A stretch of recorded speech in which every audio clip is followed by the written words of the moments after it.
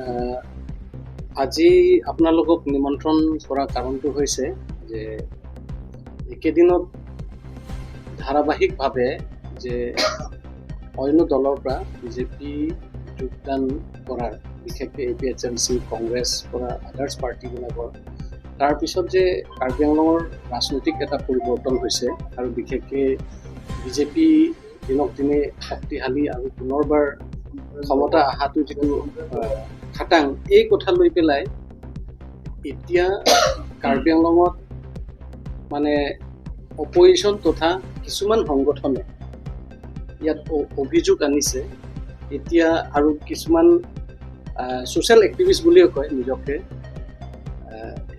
RTI activist মহাজন ক্ৰ, লগতে তাৰ লগত আৰু মুন ইংটি পি কথা লৈ পেলাই তেওঁলোকে যিটো প্ৰেছ মিট আহিছে, প্ৰেছ মিটত কথা কৈছে যে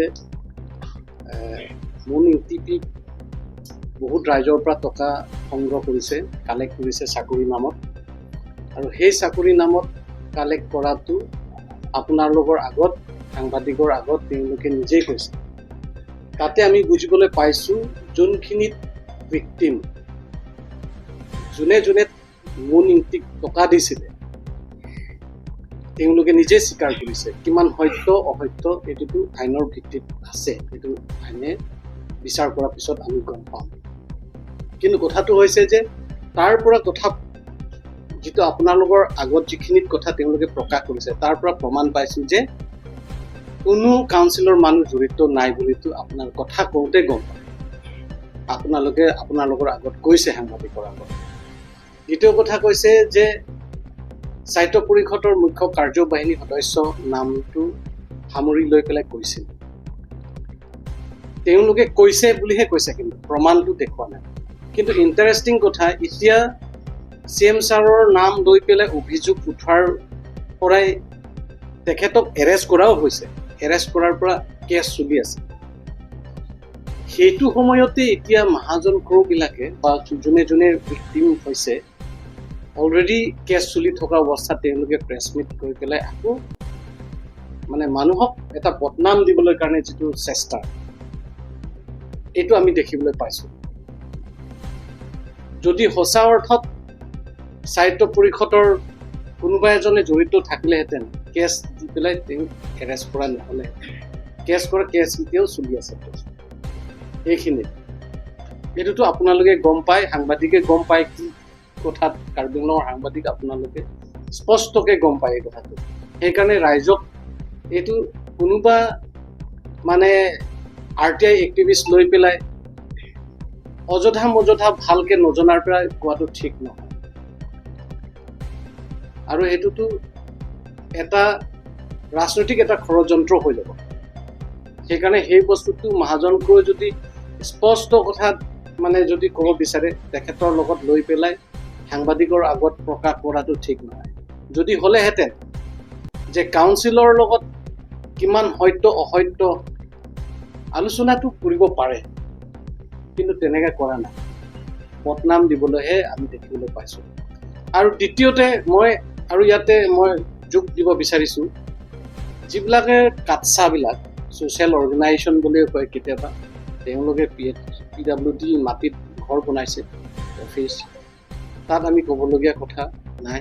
কিন্তু একটা কথা, তেওঁলোকে যে কিছুমান আমাৰ কাৰ্বি মানুহৰ নাম লৈ পেলাই, মানুহ এজনক বহাই পেলাই ডাঙৰকৈ চিঞৰিছে যে কাৰ্বি স্বায়ত্ব পৰিষদে এতিয়া ডেঞ্জাৰ, এতিয়া মাটিৰ কাৰণে, যোনটোত নিজৰ মাটিত বোলে তেখেতে বহি আছে, পটা পাইছে, কিন্তু সেই পটা পোৱাটো বোলে ইমান বছৰৰ পৰা খাজনাটো দি আছে, কিন্তু খাজনা দিয়াৰ পিছতো এইটো মাটিটো পোৱা নাই বুলি কৈছে। আমি এই যোন মাটি হৰ্ডাৰ মানুহক কথাই কম, আমি সহায় কৰাটো চবৰে পক্ষত আছে, কোনো জাতি কিবা জাতিলৈ কথা নহয়, ধৰ্মলৈ কথা নহয়, পক্ষত আছে। কিন্তু ইয়াৰ মাজতো আমি চাব লাগে, মাটি দিওঁতেওতো কাকবা জনাই পেলাই মাটিটো দিয়া নাই, হয় স্বায়ত্ব পৰিষদৰ জনাই পেলাই যদি দিছে এইটো বেলেগ কথা। কিন্তু এটা কথা বস্তু স্পষ্ট কৰিব লাগে যে বস্তুটো কাটছা জাগাত গৈ পেলাই আলোচনা কৰিলে যে এই মাটি পতাৰ কথাটো মানে সমাধান হ'ব নে তাত গৈ পেলাই কাউন্সিলত ৰেভিনিউ ডিপাৰ্টমেণ্টত বা কোনোবা আমাৰ CM ছাৰৰ পৰা আদি কৰি টিম কাৰ্বি আংলঙৰ লগত সাহিত্য পৰিষদৰ লগত আলাপ আলোচনা কৰি পেলাইহে সমাধান হ'ব।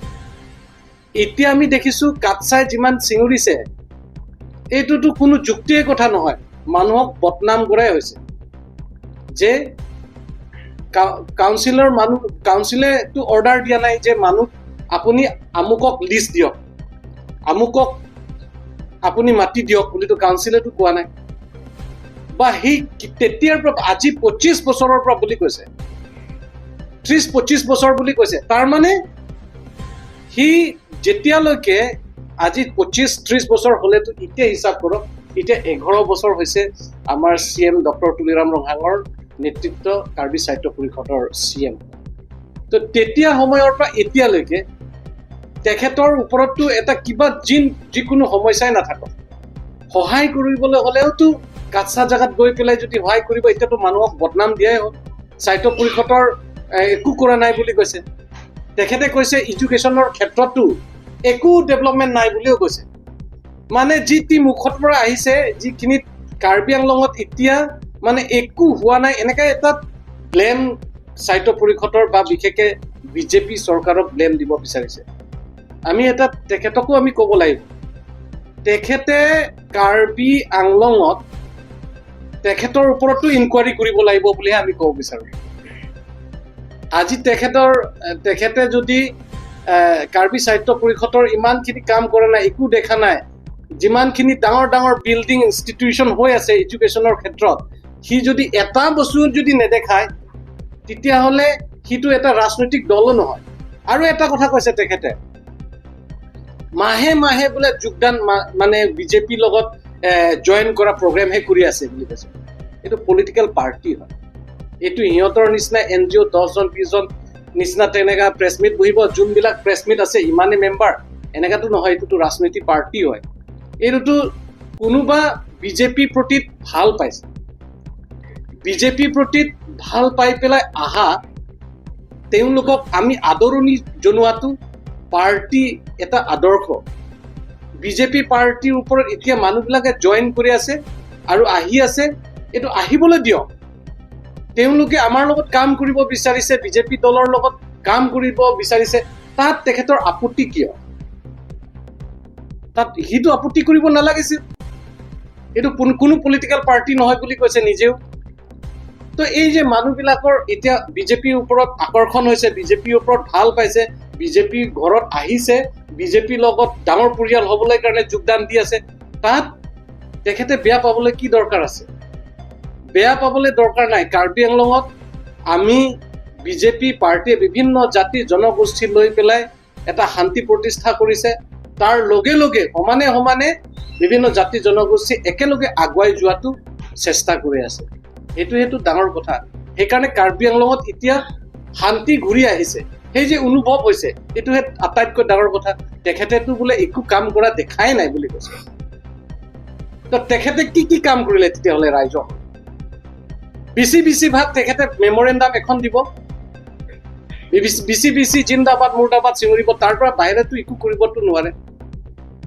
তো মানুহবিলাকৰ যোনখিনি সাহিত্য পৰিষদৰ যিখিনি কাম কৰিছে, সেই কাম কৰাবিলাকোতো তেখেতেও দেখিব লাগিছে যে আজি ৰাস্তা ঘাট ডিপু নিচিনা এতিয়া অলপ পৰিৱৰ্তন হৈছে, তাৰা লাংচুৰ নিচিনা পৰিৱৰ্তন হৈছে, কলেজৰ পৰা আদি কৰি বিভিন্ন ইনষ্টিটিউশ্যন আহিছে, এইবিলাক বস্তুটো দেখিব লাগিছে। তো আমি কোৱাটো হৈছে এতিয়া যিবিলাকৰ ব্লেম আহি আছে, আৰু বিশেষকৈ মোৰ নীতি কথা লৈ পেলাই কাৰ্বি সাহিত্য পৰিষদৰ এতিয়া কোনোবাই যদিও ভিক্টিম কোনোবাই ফেমিলি হওক বা যদি কোনোবাই তাৰ লগত কোনোবাই উচতনি দি পেলাই হয়তো মহাজন ক্ৰয়ে কথাই কওক, তেওঁলোকে গম পাব লাগিছিলে অলৰেডি এইটো ছাবজুডিচ কেছ চলি আছে। কেছ যেতিয়া বিচাৰ হ'ব, বিচাৰ হোৱাৰ পিছত কি হ'ব তাতেহে আমি কোৰ্টৰ ওপৰত সন্মান ৰাখিব লাগিব, কোৰ্টৰ ওপৰত আমি বিশ্বাস ৰাখিব লাগিব। তেওঁলোকে কি বিচাৰ দিব তাৰ পিছতহে আমি উত্তৰটো পাম। এতিয়া মানুহক উচতনি দি পেলাই ৰাজনৈতিক ক্ষেত্ৰত মানে কোনোবা কাক বা ব্লেম দিবলৈ কাৰণে সময় নহয় বুলি আমি ক'ব বিচাৰিছোঁ। সেইকাৰণে এইবিলাক মানে ভিত্তিহীন কথা, এইবিলাক মানে মানুহক মানে বদনাম কৰাটো বন্ধ কৰিব লাগে। আমাৰ ফালৰ পৰা এইটোৱে ক'ব বিচাৰিছোঁ।